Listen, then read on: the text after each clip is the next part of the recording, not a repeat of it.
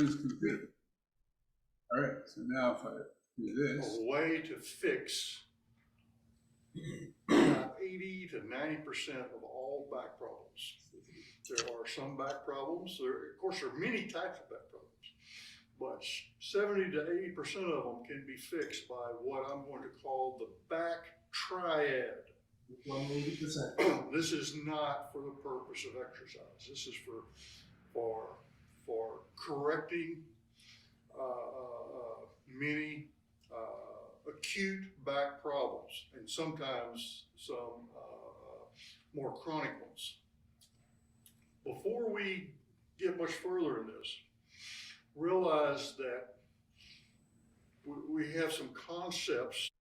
I'm going to pause this, and then I should be able to pause recording too. Pause recording. There you record.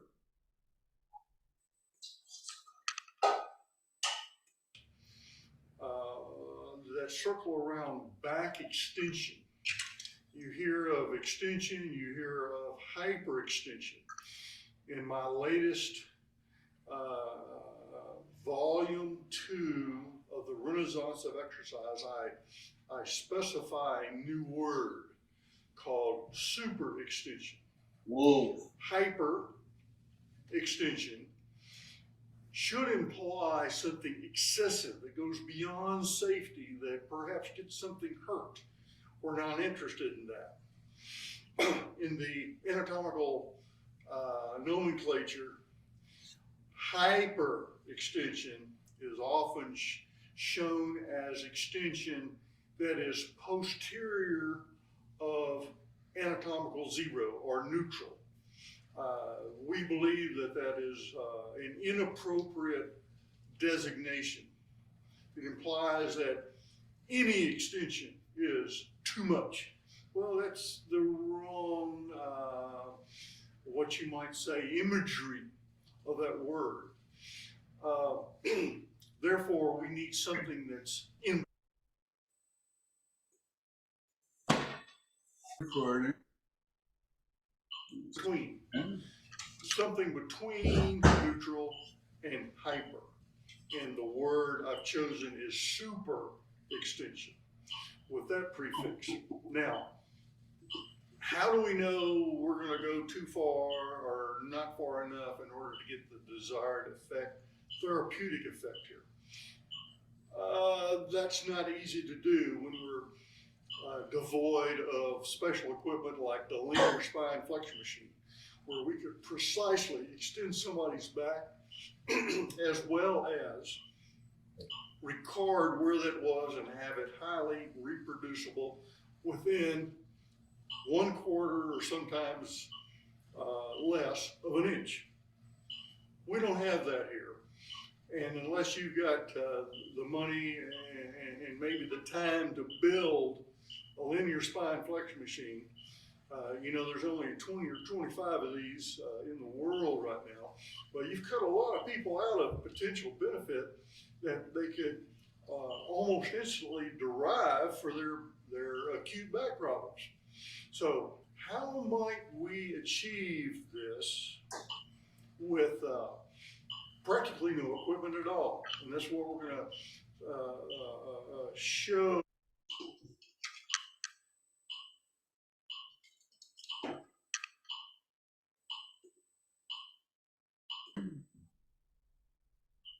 And turn the volume up, because for some reason this volume is way down. I don't know if that's. I can listen. They're not doing anything yet. Yeah.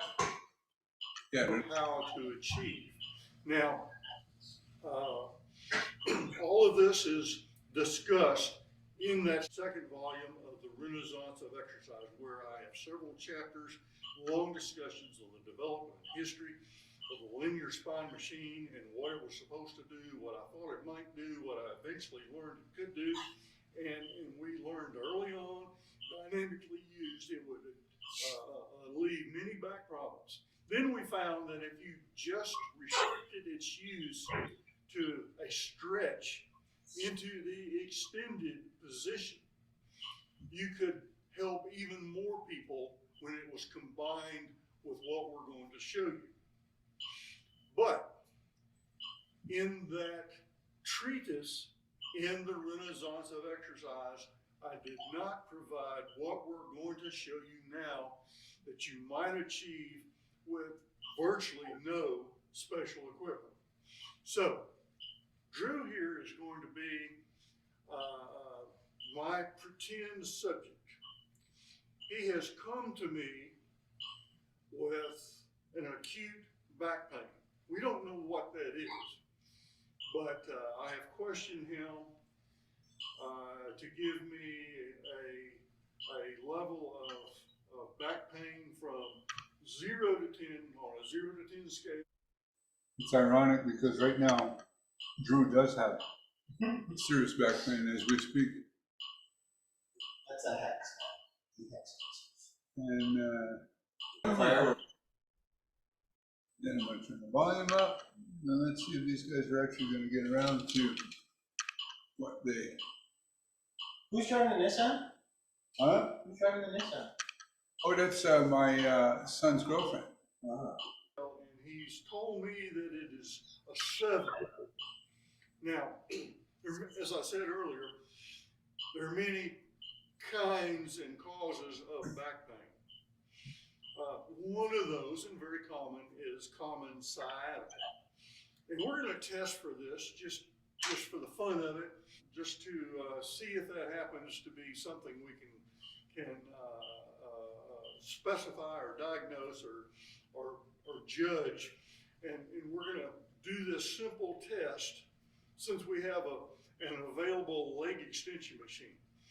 Anyway, we'll go to that machine and test for a sciatica situation. Well, that's interesting. Okay, here we have a Medex leg extension machine, and it has the proper opened angle here between the thighs and the trunk. Most leg extension machines do not have that. And in this case, to do the test, we would like to have the bad machines. So go ahead and have a seat there. Did you say the bad machine? Yeah. He's going to put his legs in front of the movement arm because we're not going to do the leg extension exercise. So, to mimic one of the bad machines that has a right angle between the thighs and the trunk, I'm going to hold Drew forward just a little bit, about like that, with my fist in his scapulas. And he's going to slowly straighten his knees, extend his knees. Now, most men won't be able to do that because of their hamstrings, but it'll still provide a good test. Now, the test is, now relax for a second, lean back. Now, the test is that in addition to a rather equal pull on both hamstrings due to passive insufficiency of the hamstrings because of that strict 90-degree angle, in addition to that, if he's got sciatica, he will feel extra tension behind one or the other usually, and pain going around one of the buttocks. So this might be something nice to see if it goes away after we do the back triad. So now we're going to go back and I'll show you. That's interesting. You want to try it? Yeah. So, just gonna pause. Well, I would think that was things move around, right? The 3 parts of the back triad. Okay? The back triad, part 1. Now we're going to do part 1 of the back triad.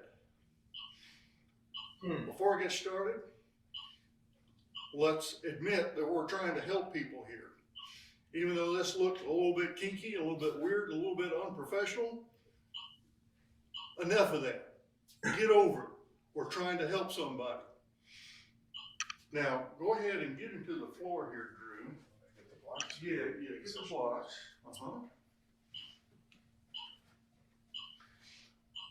He's going to put these under his knees. Facing this way. It doesn't matter. Okay.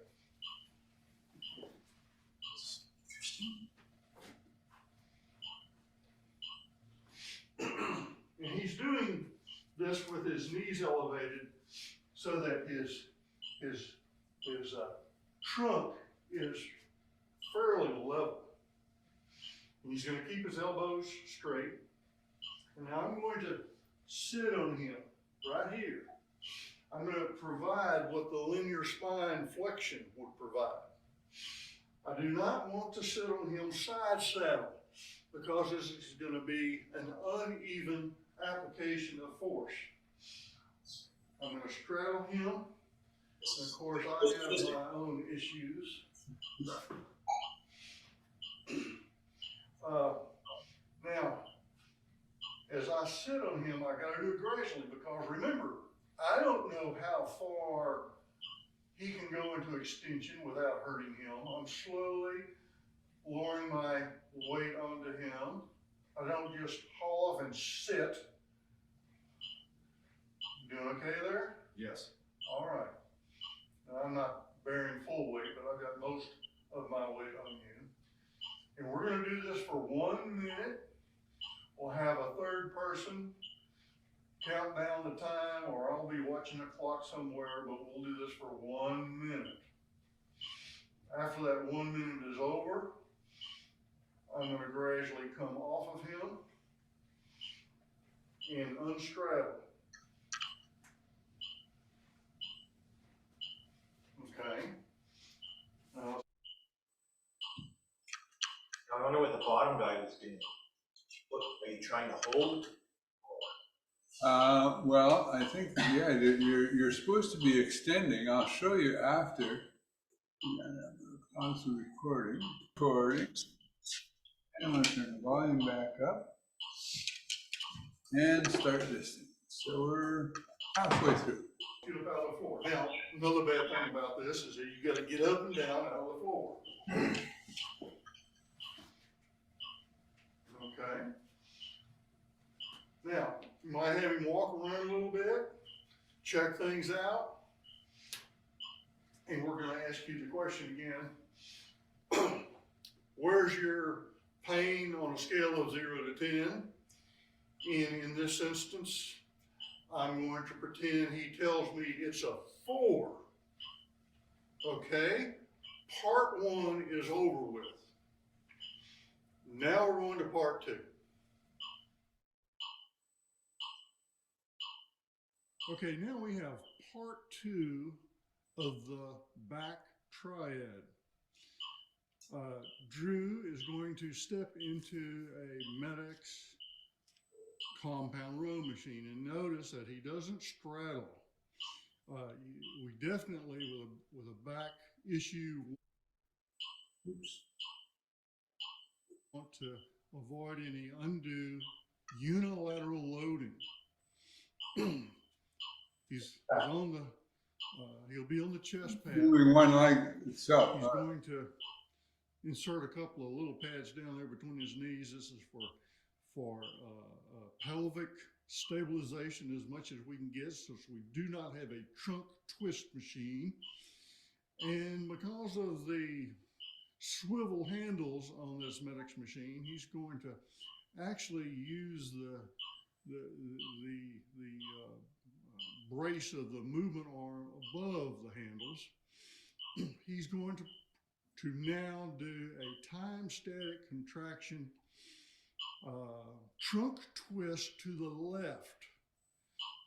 No, excuse me, he's going to the right. He's trying to rotate the upper torso shoulder girdle against the pelvic girdle. We're doing time static contraction. First stage is 30 seconds. moderate effort, another 30 seconds. When we get to that point, almost as hard as you dare. Then another 30 seconds, as hard as you dare. And of course, I'm glossing over these to save time. Then he's going to go, we'll pretend he's complete with that. Now he's going to switch sides. He's going to push with one hand and pull the other in rotation around to the left. Time static contraction, stage 1, then stage 2, then stage 3. And during the course. So, record. Yeah, turn the volume up. And let's see what we get here. So doing all of this, he is making sure that as he goes through the stages, he does not cross a pain threshold. Now, if you go into my music and dance book, which is also called Critical Factors for Practice and Conditioning, it'll show you how to avoid pain thresholds. Now, another way he might do this is for him to put his hands on the chest pad, either side of the chest pad, Drew, with the heel of a hand. And now, if you didn't have those handles up there to pull and push against, he could try to do rotary torso here, time static contraction, the new word, in this fashion. So, as he's doing this, most of the time, he's not going to feel pain. He might feel a little bit, but he should stay beneath that pain threshold. Now, let's pretend he did this to the full extent that he could and encountered no pain during the course of either direction. Now he's going to stand.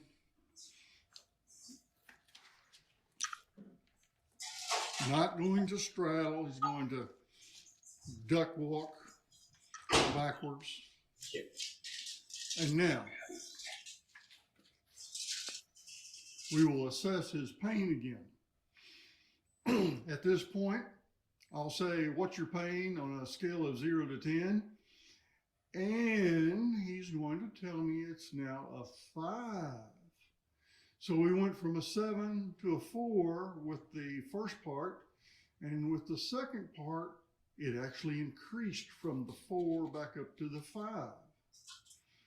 Wow, what does that mean? Well, we'll talk about that in a little bit.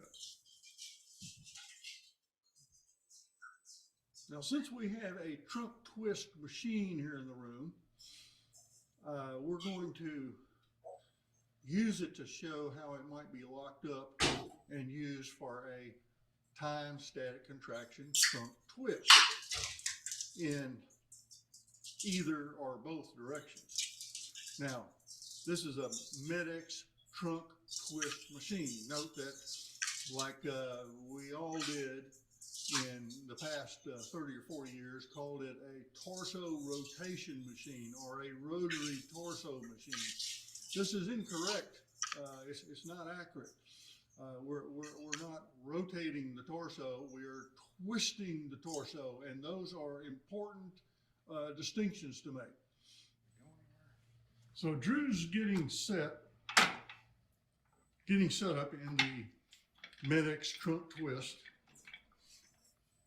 He has this is the evolution in the entire weight stack, so it won't move. Yeah, He's put the movement arm into neutral position.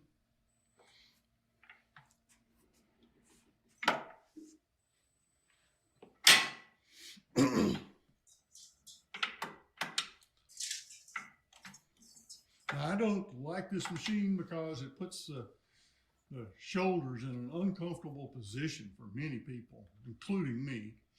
Of course, I've got one arthritic shoulder. He's clamping the pelvis with the restraint. Medex restraints, which do a good job in that way, in one sense of the word, but I don't like doing it this way because I feel that what you want to do to stabilize the pelvis is actually use your adductors to have some active tension between them. But for what we're doing here, time static contraction is fine. Okay. So And if mind Drew you, were to realistically do this, he's going to try to rotate to the right or the left. It doesn't matter which side, and you might alternate. He's going to do time static contraction. 30, 30, 30. Moderate, almost as hard as you dare, and as hard as you dare. Again, he's going to do this of avoiding going any more strenuously that might encroach upon a pain threshold. And then after that, we'll pretend he's done, and then he's going to go to the left, which this machine locks up pretty good. There's not much play in the system. So he go 30, 30, 30 that way, and we're done. But this is something you might do as the second part of the back triad if you've got the equipment to do that.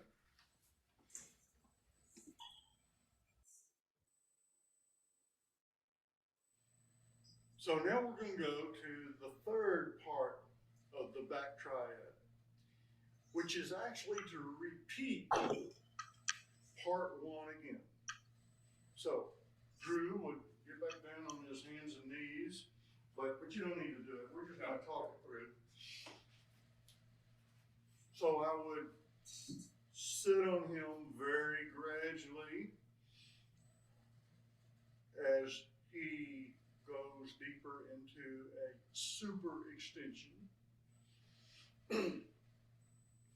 And in the course of doing this, we'll still do it just 1 minute. I'll rise from him. He will stand up. I will ask him, what is your pain? You know, walk around the room a little bit, test things out. You might even see if there's a difference in sitting, standing, or coming from a sit to a stand, or from a stand to a sit. Some people, that might be the best way to test them because that's where it bothers them the most. Whereas maybe walking around doesn't bother them at all. Everyone's a little different. Well, anyway, try to test for whatever way bothers them the most. And so after doing that, said try to test which way bothers one more time, where is your pain threshold? 0 to 10 on that scale. And most likely, he will say that it's a 2 or a 1. Often, he'll say 0. So in going from part 1 to part 2 to part 3, it went from beginning with a 7 down to a 4. Then back up to a 5, and now down to 1 or 0. Well, we have hypothesized that what's going on, perhaps, we don't know, there's no way of knowing, is that the part 1 where we super extended the back, it relieved a disc problem, but it didn't do it completely. It didn't completely clear it out. Then we went to the rotary torso. Then we went to the trunk twist. It completely cleared out the disc problem, but it irritated maybe a facet problem or something else. Then we go to part 3 where we're doing the super extension again. Everything is cleared out this time.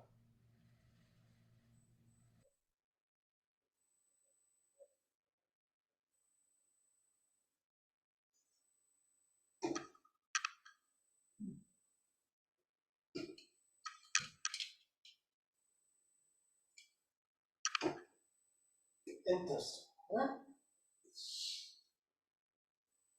Yeah.